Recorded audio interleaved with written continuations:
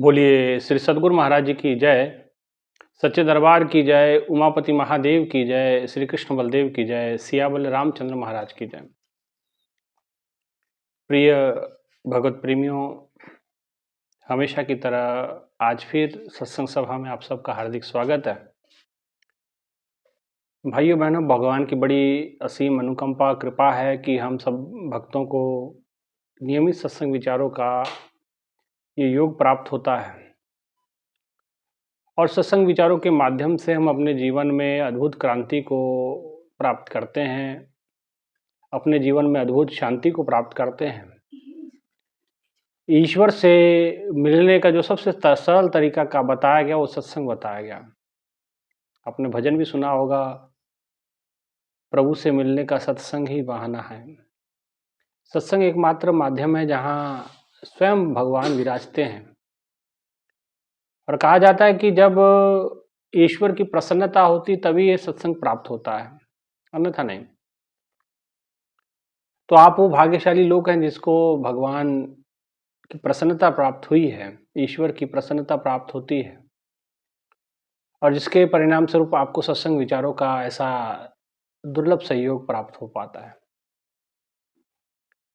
क्योंकि सत्संग सत्य जमा संग, जहाँ सत्य का संग होता है वहाँ असत्य दूर दूर तक नहीं होता। सत्य मतलब परमात्मा, ईश्वर, ईश्वर सत्यम जगत मिथ्या।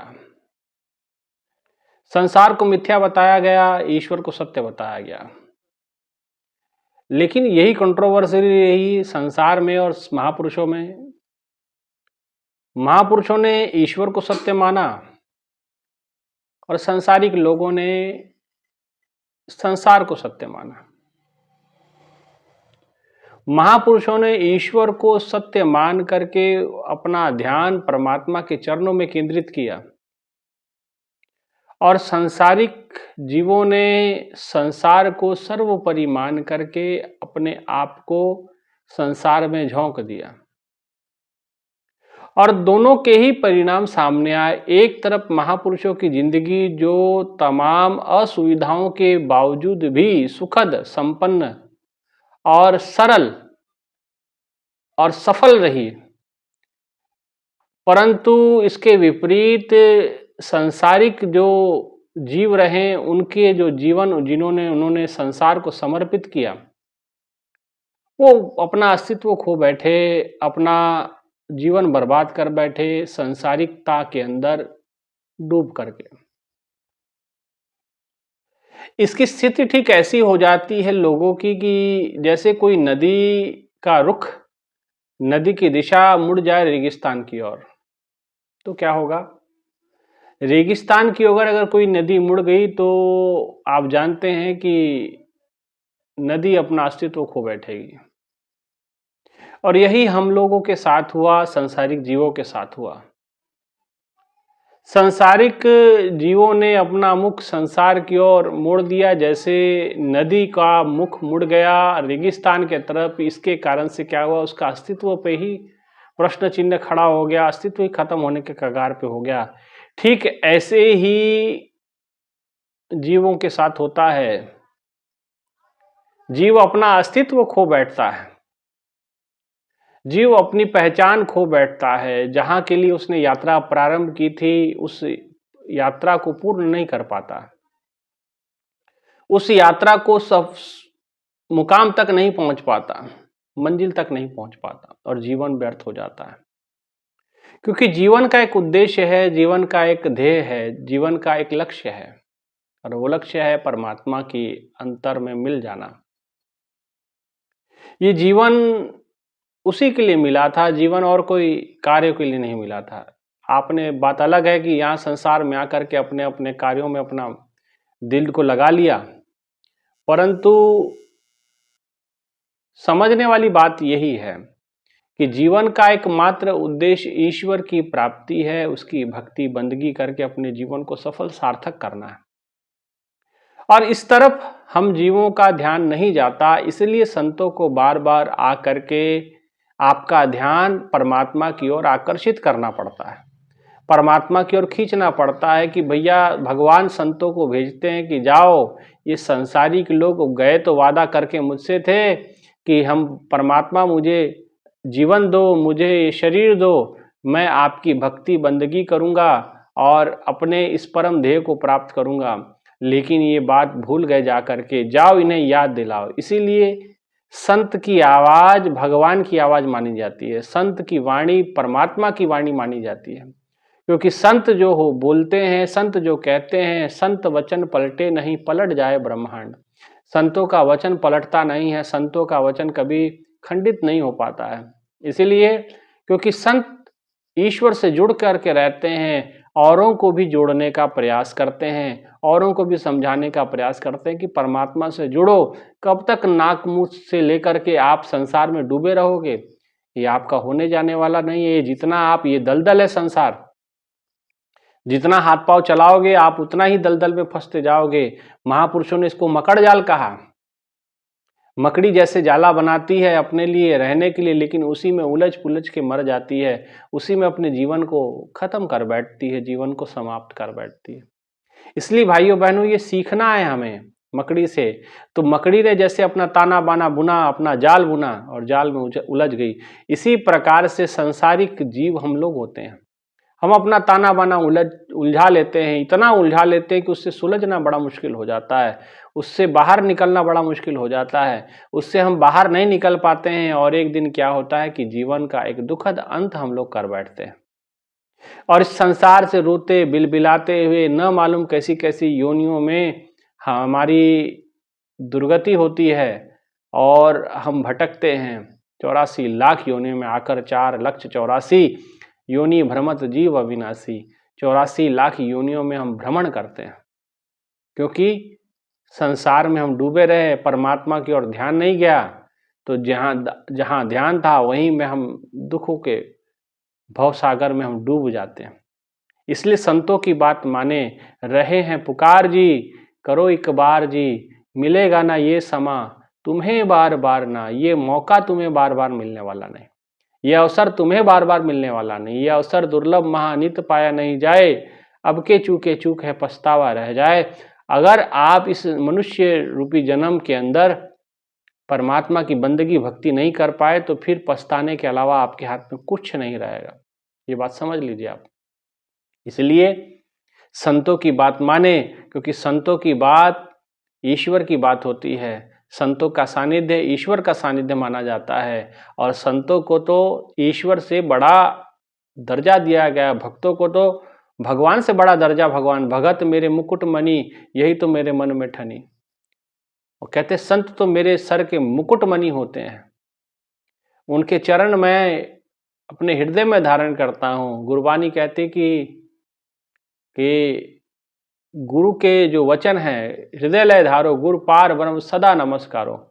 गुरु सतगुरु के वचन कहते कि हृदय में धारण करो और उनको पार ब्रह्म मान करके सदा नमस्कार उनको करते रहना चाहिए, है ना। इसीलिए भाइयों बहनों, सतगुरु के संतों के चरणों का इतना महत्व है, संतों की वाणी का इतना महत्व है। संत जब जीवन में आते हैं तो ईश्वर से मिलाप हो जाता है, ईश्वर से जोड़ दिया करते हैं। संतों का यही कार्य होता है। ये बात अलग है कि आज संत कम और ओझा सोखा ही को ही आप लोग संत मानने लग गए, तो ये तो आपकी समझ है, क्योंकि आपकी खोज ही प्रारंभ नहीं हुई। संत खोज प्रारंभ करते हैं, आपने खोजा ही नहीं, आपने ईश्वर को चाहा ही नहीं, ईश्वर को प्राप्त करने की लालसा कभी हृदय में उठी ही नहीं। और इसी कारण से जब आपके अंदर हृदय में परमात्मा को प्राप्त करने की लालसा उठी नहीं, और फिर क्या होता है कि आप जैसे को तैसा मिल जाता है। आपके अंदर भी परमात्मा के प्रति लालसा नहीं है और जो आपको मिलते हैं वो भी आपके आत्म कल्याण से ज़्यादा आपके जेब पे नज़र रखते हैं, आपके पॉकेट पे नज़र होती है। तो फिर क्या होता है, तो लोभ और लालच वहाँ दाव खेल जाता है और दोनों डूबे मझधार में चढ़ पत्थर की नाव। पत्थर की नाव पे चढ़ोगे तो भैया डूबोगे। ना गुरु मिला न शिष्य भया, ना गुरु ही आपको प्राप्त हो पाते हैं, ना संत ही आपको मिले, सदगुरु ही आपको ना मिले, और ना आप शिष्य ही बन पाए। ना गुरु मिला ना शिष्य भया, शिष्य भी बन नहीं पाए। लालच खेला दाव, लालच ने दाव खेल दिया बीच में, आप दोनों के बीच में गेम लालच ने कर दिया। है ना। लालच खेला दाव, दोनों डूबे मझधार में, चढ़ पत्थर की नाव। पत्थर की नाव पे चढ़ोगे तो भैया डूबना तय है। पत्थर की नाव पे चढ़ोगे तो भैया आपका सर्वनाश सत्य सत्य है। और वो बिल्कुल आपको ऐसे मुकाम पे ले जाएगा जहां आप अपने जीवन को बर्बाद कर जाएंगे। इसलिए भाइयों बहनों, परमात्मा के नाम का सहारा लेना है, ईश्वर के साथ जुड़ना है तो संतों का सानिध्य जरूरी है। संतों का सानिध्य ईश्वर का सानिध्य माना जाता है, और संत के वाणी ईश्वर की वाणी मानी जाती है। एक बहुत अच्छा उदाहरण मेरे जहन में आ जा रहा है, मुझे लगता है कि मैं आपको सुनाऊं। वो उदाहरण है समर्थ गुरु रामदास महाराज जी का। ये बात आती है छत्रपति शिवाजी के जो गुरु थे समर्थ गुरु रामदास महाराज जी, वो एक बार कहीं गांव के बाहर एक पेड़ के नीचे, जो गांव के बाहर के तरफ रास्ता जाता है, उस पेड़ की तरफ वो पेड़ के नीचे ध्यान में बैठे थे, साधना कर रहे थे, सुमरन कर रहे थे, प्रभु के नाम से जुड़े हुए थे, एकाग्रचित थे और ईश्वर के ध्यान में तल्लीन थे और परमात्मा के साथ एकाकार हो रखे थे। और हुआ क्या कि इसी दौरान एक उसी गांव में एक रहने वाली महिला जो समर्थ गुरु रामदास महाराज जी की शिष्या थी, उसके पति का देहांत हो रखा था और मृत्युशैया पे पति लेटा हुआ है और उसकी अंतिम विदाई का रस्म चल रही है, जो भी रीति रिवाज होता है, और उसका अंतिम संस्कार का प्रोग्राम कार्यक्रम चल रहा। सब जगह रुदन है, रो रहे हैं लोग, पत्नी भी रो रही है, बच्चे भी रो रहे हैं। और समय आया कि 4 लोगों ने उस मृत व्यक्ति को कंधे पे उठाया, लाश उठाई, अर्थी उठाई और चलने लगे।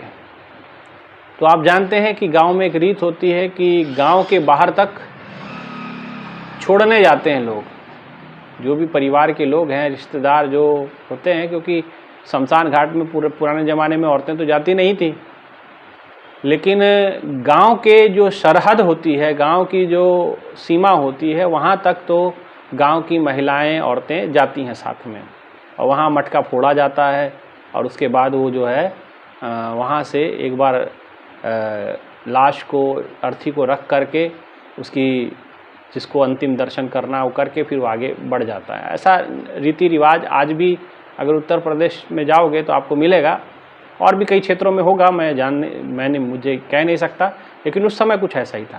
तो अंतिम तैयारी चल रही है, बाहर गांव के बाहर ले जाके उसको रख दिया गया अर्थी को। लोग आ रहे हैं, प्रणाम कर रहे हैं और कहते हैं कि इसी दौरान समर्थ गुरु रामदास महाराज जी भी, छत्रपति शिवाजी के जो गुरु हैं, वो भी गांव के बाहर एक पेड़ के नीचे ध्यान की अवस्था में तल्लीन थे, बैठे थे, परमात्मा से एकाग्र हो रखे थे। तो जो व्यक्ति मरा था उसकी धर्मपत्नी ने देखा कि अरे गुरुदेव भी यहीं बैठे हुए हैं, ध्यान में बैठे हुए हैं। तो वो भी गुरुदेव की ओर बढ़ी और गुरु के चरणों में माथा रखा, प्रणाम किया, और एक अंदर से जैसे कोई मायूस हो जाता ना, तो आप जानते हैं कि इसका पति मरा हो तो कितने हृदय में वेदना हो सकती है। उस वेदना के साथ उन्होंने गुरु के चरणों में अपना माथा रखा। जैसे माथा गुरु के चरणों से स्पर्श हुआ, गुरु रामदास महाराज जी की आंखें खुली, समर्थ गुरु रामदास महाराज जी की आंखें खुली और उनके मुख से बरबस ही एक बात निकल आई, एक वचन निकल आया। उन्होंने कहा, सौभाग्यवती भव, पुत्रवती भव। वो महिला और दहाड़े मार के रोने लगी, कहने लगे, गुरुदेव ये क्या कह रहे हो आप ये क्या कह रहे हो कि मैं, तो कहे, पुत्री मैंने तुझे सौभाग्यवती होने का आशीर्वाद दिया है, पुत्रवती होने का आशीर्वाद दिया है। और कहने लगी कि प्रभु आपने ये क्या कह दिया, मेरा तो पति आज मर गया है और देखो उसके अंतिम संस्कार का समय हो गया है और अंतिम विदाई के लिए, लेकिन मैंने आपको यहाँ बैठा देखा तो मैं आपको प्रणाम करने चली आई और अब मैं इसके अंतिम संस्कार की तैयारी करनी है और वो उसको लेके जाएंगे सब लोग, परिवार के लोग, और हम अंतिम विदाई के लिए यहाँ हैं। रामदास महाराज जी ने कहा अच्छा ये मैंने क्या कह दिया? तो रामदास जी ने कहा ये मेरी वाणी नहीं है, मैं तो परमात्मा से जुड़ा था, मुझे नहीं पता था। अब ये मैं इसके बारे में कुछ नहीं जानता। महिला ने कहा गुरुदेव आपके कथनानुसार अगर आपका वचन सिद्ध हो गया तो मेरे पुत्र अगर मेरे पेट में आ गया, बच्चा मेरे पेट में आ गया, लोग मुझे पतिता कहेगा, उल्टा कहेगा, और ये आपने कैसा आशीर्वाद दिया? रामदास जी ने कहा कि ये मैं नहीं जानता, ये मेरे मुख से कैसे निकला, और ये मैंने नहीं कहा, ये रामदास ने कहा है, राम के दास ने कहा है। और जो राम का दास हो, अंगद जी थे ना, टिका दिया पैर कि कोई भी माई का लाल इस पैर को अगर हिला देगा तो माता सीता को छोड़ के राम जी वापस हो जाएंगे, ये वचन कह दिए ना उसने। वो वचन फिर उसके नहीं थे, वो राम के दास के थे, अंगद के थे। आज जैसा अंगद का अटल अचल विश्वास था, ऐसे ही रामदास जी भी अपने ध्यान में तल्लीन थे। कहते मैं नहीं जानता, ये राम के दास के मुख से निकली है, ये तो अब राम ही जाने, राम ही समझे कि ये कैसे क्या होगा। और रामदास जी तुरंत आंखें बंद करके पुनः बैठ गए। सब लोग ठिठक गए, सब लोग छिटक गए कि ये क्या हुआ, क्या हुआ, क्या होने वाला है। सब लोग ध्यान में बैठे, और जैसे कुछ समय बीता ध्यान में बैठे हुए, अचानक जो मृत व्यक्ति था, जिसकी अर्थी सजा के लोग लेके जा रहे थे और गांव के बाहर उसके अंतिम दर्शन, अंतिम विदाई के लिए लोगों को रखा गया था, वहाँ रखा गया था, अचानक वो अर्थी में से, आप जानते हैं ना, रस्सी उस्सी से बांध करके अर्थी पे सजा देते हैं, फूल माला लगा करके, उसमें से अचानक उस मृत व्यक्ति में हरकत होने लगी, और अचानक वो उठ के बैठ गया, और हाथ पांव बंधे हुए थे, इसलिए उसने कहा अरे मुझे खोलो, मुझे कहाँ लेके जा रहे हो। और उसको अचानक सब लोग देखें कि ये क्या हुआ, तो लोगों ने फटाफट रस्सी खोली तो जीवित है, और वो मृत व्यक्ति में प्राण वापस आ गए। और सब लोगों ने वहाँ रामदास महाराज जी का जय घोष लगाया। उन्होंने कहा समर्थ गुरु रामदास महाराज की जय। आज के साथ उनके नाम के साथ समर्थ जुड़ गया कि गुरु कुछ भी कर सकता है। सामर्थ, उनके वाणी में वो सामर्थ है कि वो परमात्मा के वचनों को भी पलट सकता है, संसार के नियमों को भी पलट सकता है। ये संतों के वाणी में सामर्थ्य होता है। इसलिए भाइयों बहनों, संत के वचन ईश्वर के वचन माने जाते हैं। इसलिए संतों का सम्मान करें, संतों का सत्कार करें, संतों का आदर सम्मान, उनके चरणों की सेवा। जा घर साधना सेवही, हरि की भक्ति नाही, ते घर मरघट सार को, भूत बसई तिन माही। एक जगह संतों ने कहा कि जिसके घर में साधु की सेवा नहीं होती, जा घर साधना सेवही, जिसके घर में साधु की सेवा नहीं होती, जिसके घर में संतों का सम्मान नहीं होता, जिसके घर में संतों का आदर सत्कार नहीं है, जा घर साधना सेवही, हरि की भक्ति नहीं। हरि की भक्ति नहीं करते हैं लोग, परमात्मा की बंदगी नहीं करते हैं। ता घर मरघट सारखो, वो घर मरघट माने शमशान घाट के समान है, जहाँ अनित्य नियमित लोग मरते ही रहते हैं, वहाँ चित पुटकार मचा ही रहता है। ता घर मरघट सार को, भूत बसई तीन भाई, वहाँ भूतों का ही वास होता है, बंदे नहीं रहते, वहाँ भूत रहते हैं। इसलिए भाइयों बहनों, हमें संतों का सत्कार, संतों का सम्मान, और संतों की वाणी सतगुरु की वाणी, प्रभु की वाणी है, इसका ध्यान रखें। और ऐसे सदगुरु हमको मिले हैं, गुरु आशुतोष महाराज जी, ये कृपा सानिध्य में रह करके हमने ये सब चीज़ों को प्राप्त किया, समझा, बूझा, और तभी अपने जीवन का निज अनुभव आपके सामने लेकर के आते हैं। ठीक है, इन्हीं विचारों के साथ मैं अपनी वाणी को विराम देता हूँ। और एक और आपसे सूचना आपको कि 10 तारीख को गुरु पूर्णिमा का दिव्य प्रोग्राम होने जा रहा है। तो आप सभी जो आसपास के क्षेत्र निवासी हैं, जहाँ तक सूचना जाती है, आप लोग आ सकते हैं, ज़रूर यहाँ पहुँचे। सिसवा बाज़ार में, महाराजगंज जिला में सिसवा बाज़ार उत्तर प्रदेश में ये कार्यक्रम होने जा रहा है। और आप इसके निमित्त से कोई भी धन के रूप में सहयोग करना चाहते हैं, अगर आप आ नहीं पाते तो आप ज़रूर, मेरा डिस्क्रिप्शन में नंबर है, फ़ोन पे उसी पे चलता है, आप उसी पे जो भी धन के रूप में सहयोग करना चाहते हैं ज़रूर इस पे करें, और इस कार्यक्रम का लाभ भी लें और आशीर्वाद भी प्राप्त करेंगे। अगर प्रभु की कृपा हुई तो हो सकता है कि मैं उसकी रिकॉर्डिंग करके सत्संग की, गुरु पूजा की, वो भी मैं आप तक पहुंचाऊं, कोशिश रहेगी पूरी, लेकिन आगे अब क्या होता है वो हम कह नहीं सकते, ठीक है ना। लेकिन आपसे ज़रूर है कि अपना ज़रूर धन में से कुछ ना कुछ अंश निकाल के गुरु के चरणों में, संतों के चरणों में अर्पित जरूर करना है, पुण्य के कर्म में भागी जरूर होना, ठीक है। इतना ही कहते हैं विचारों को विराम। आप जरूर सत्संग को सुने, शेयर करें, सब्सक्राइब करें चैनल को और अपने जीवन को कृतार्थ करें। इतना ही कहते हैं विचारों को विराम करते हैं। बोलिए श्री बांके बिहारी लाल की जय, श्री कृष्ण बलदेव की जय, उमापति महादेव की जय, सियाबल रामचंद्र महाराज की जय। धन्यवाद।